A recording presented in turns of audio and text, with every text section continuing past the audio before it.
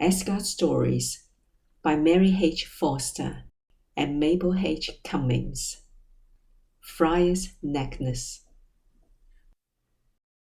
Yes, I really must have some flowers to wear to the feast tonight, said Freyja to her husband Odin. Freyja was the goddess of love and beauty. She was the most beautiful of all the Ægir, and everyone loved to look at her charming face and to hear her sweet voice. I think you look quite beautiful enough as you are without flowers, Odin replied. But Freyja was not satisfied. She thought she would go and find her brother Frey, the god of summer, for he would give her a garland of flowers. So she wandered forth from Asgard on her way to Frey's bright home in Elfheim, where he lived among his happy, busy little elves. As Freyja walked along, she was thinking of the feast to be given that night in Asgard, and knowing that all the gods and goddesses would be there, she wished to look her very best. On and on she wandered, not thinking how far she was getting away from home. Finally, the light began to grow fainter and fainter, and Freyja found herself in a strange place. The sunlight had faded away, but there was still a little light that came from lanterns carried by funny little dwarfs who were busily working. Some were digging gold and gems, others were cleaning off the dirt from the precious stones and polishing them to make them bright, while four little fellows were seated in one corner, putting the sparkling stones together into a wonderful necklace. What can the beautiful thing be? Thought Freyja. If only I had that, it would surely make me look more beautiful than anyone else at the feast tonight.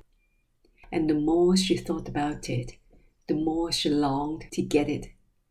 Oh, I really must have it, she said to herself, and with these words she stepped nearer to the four little men. For what price will you sell me your necklace? She asked. The dwarfs looked up from their work, and when they saw Freyja's lovely face and heard her sweet voice, said, Oh, if you will only look kindly upon us and be our friend, you may have the necklace. Then a mocking laugh echoed again and again through the dark cavern, seeming to say, How foolish you are to wish for these bright diamonds.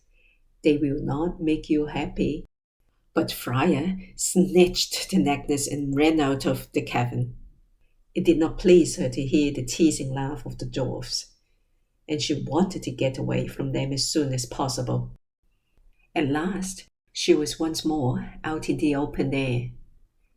She tried to be free and happy again, but a strange feeling of dread came over her, as if something were going to happen. Soon she came to a still pool of water, and putting on the necklace, she bent over to look at her picture in the clear water. How beautiful the diamonds were, and how they sparkled in the sunshine. She must hasten home to show them to Odin. The fair goddess soon reached Asgard and hurried to the palace to find her husband, but Odin was not there. Over and over again she searched through all the rooms in vain. He had gone, and although Freyja had her beautiful necklace, she cared little for it without her dear husband. Soon it was time to go to the feast, but Freyja would not go without Odin.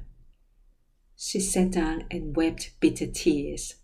She felt no joy now for having the necklace, and no sorrow because she could not feast with the Ægir. If only Odin would come back, all would be well again. I will go to the end of the world to find him, said Freyja, and she began to make ready for her journey. Her chariot, drawn by two cats, was soon ready. But before she could start, she must first ask Father Odin to allow her to go. "Oh, father, I beg you give me leave to go to look for my Odin in every corner of the world." The wise father replied, "Go, fair friar, and may you find whom you seek." Then she started forth. First, to the Midgard world, the goddess of beauty went, but no one in all the world had seen or heard of Odin. Down under the earth, to Niflheim, and even to Utgard, the land of giants, she wandered, but still no one had seen or even heard of her husband. Poor Freyja wept many tears, and wherever the teardrops fell and sank into the ground, they turned into glistening gold. At last, the sad goddess returned to her own palace alone. She still wore the wonderful necklace, which was called Brisingamen. One night, when the hour was late, all the Ægir were asleep, except the ever-watchful Heimdall, who heard soft footsteps, like those of a cat, near Freyja's palace. He listened and thought, "That is surely someone bent on mischief. I must follow him." When Heimdall reached the palace, he found it was Loki, changed into another form, creeping softly about. Heimdall quickly watched him and saw him glide into Freyja's bedside, where the fair goddess lay asleep, wearing her beautiful necklace. Loki had come to steal the necklace, but when he saw that she was lying on the clasp of the chain, so that he could not undo it without waking her, he changed himself into a gnat, and, crawling along on the pillow, stung her just enough to make her turn over, but not enough to wake her. Then he unclasped the chain and ran off with it as fast as he could. But Heimdall was not going to let the thief get away.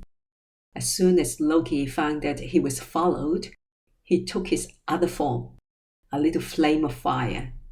Heimdall then took his other shape and became a shower of rain to put out the fire.